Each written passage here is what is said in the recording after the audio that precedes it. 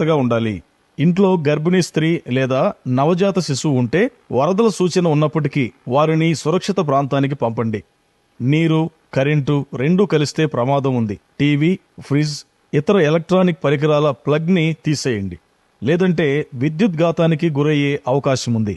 ముఖ్యంగా కరెంటు విషయంలో అప్రమత్తంగా ఉండాలి.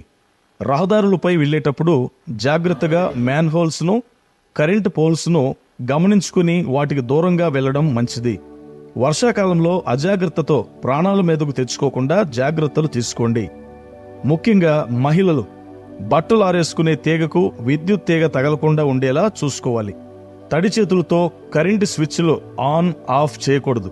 ఇంట్లో ఎక్కడైనా విద్యుత్ తీగలకు జాయింట్స్ ఉంటే వాటిని ఒకసారి ఎలక్ట్రీషియన్తో మార్పించుకోవాలి. రహదారి వెంట ఉన్నటువంటి విద్యుత్ పోల్స్ను పొరపాటును కూడా తాకకూడదు. రోడ్డుపైన విద్యుత్ తీగలు తెగిపడిపోయినట్లుగా గమనిస్తే వెంటనే విద్యుత్ శాఖ అధికారులకు సమాచారం అందించాలి. తెగిపడిన విద్యుత్ తీగలను తాకకూడదు, కనీసం వాటి దగ్గరగా కూడా ఉండకూడదు. వ్యవసాయ పనులు చేసే రైతులు కూడా వర్షం పడుతున్న సమయంలో వ్యవసాయ మోటార్లను ఆన్ చేయకూడదు. వర్షం పడుతున్న సమయంలో విద్యుత్ తీగల క్రింద, ట్రాన్స్ఫార్మర్ల ప్రక్కన నిలబడకూడదు.